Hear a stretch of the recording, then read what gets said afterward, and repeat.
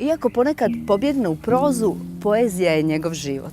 U neprestanoj potrazi za stihom koji će mu izbiti zrak iz pluća, vinuti ga u nebesa, zamutiti mu vid. On je nježna, pjesnička duša. Betonske noge zabodene u plavo kobaltno nebo. Nebo bez oblaka s betonskim nogama, s češkim štiklicama. Betonske noge stoje iznad mene. Betonske noge. Ivica, jesi dobro? Pa, jesam. Malo si me zabrinuo, znaš. Majo, stvaram stihovi. Ali bolnica je u drugom smjeru. Majo, pa nije ovo za bolnicu. Nego za što? Pa ovo je za dobar piknik, recimo. Književni. Poetski.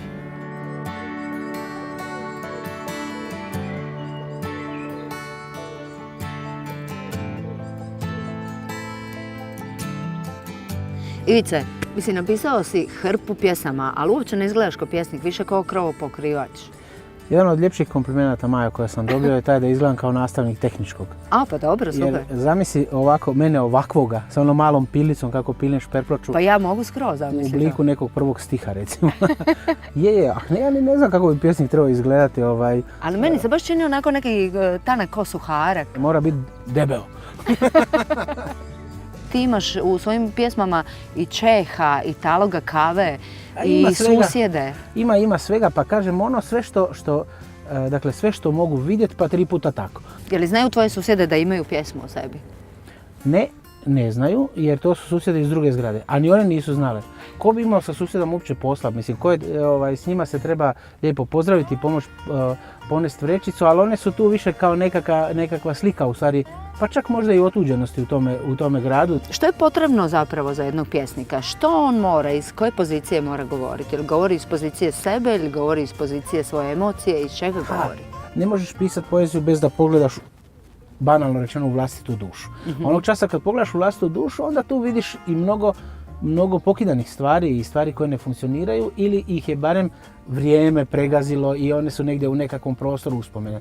Za doživljaj svijeta toga uopće nije važno da li si ti muško ili žensko. Ja mislim da možeš kao muškarac jako dobro doživjeti žensku poeziju i obrnuto. Evo ti recimo skandalozan podatak da mi nemamo nijednu pjesničku nagradu koja nosi žensko ime. Žene su i inače strastvenije i više čitaju nego muškarci, više knjiga kupuju, knjige su im na neki način važnije.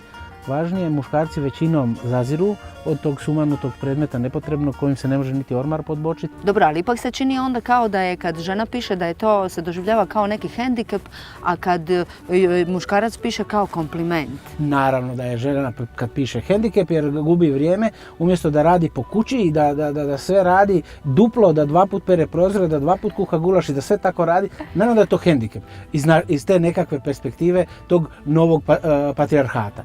Ja sam pokušao ući malo u tu žensku perspektivu, skoro cijelu jednu knjigu sam napisao iz ženskog roda gdje sam se obraćao tom nekom imaginarnom Ivu, tom nekakvom muškarcu koji je donekle nažalost premalo nalik meni. Točno ja sam premalo nalik njemu jer on puno onako zgodniji, hrabriji, pametniji, ljepši, zna sve. Dobro, ali imaš pravo sve napisati o sebi, veličat se. To je ono što je, kad su pitali Kunderu zašto on piše, onda on rekao zato što mogu živjeti živote koje ne stignem i koje se ne usuđujem.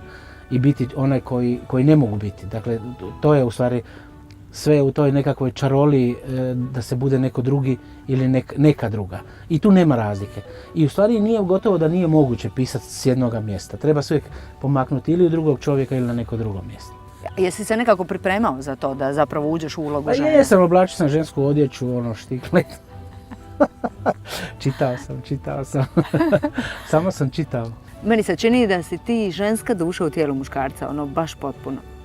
Pa muško tijelo je očito, to se bar nadam, a kad bolje razmislim u meni je najmanje 4 duše. Hoćeš vidjeti? Hajde.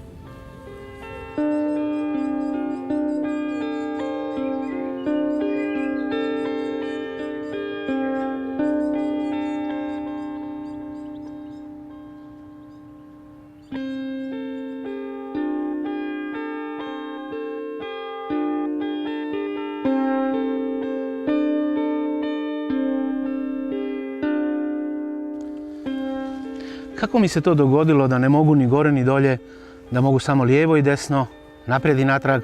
I tko će me pronaći u svojoj šalici kad tako malo izlazim, tako se malo i predvidljivo krećem? Zgodno.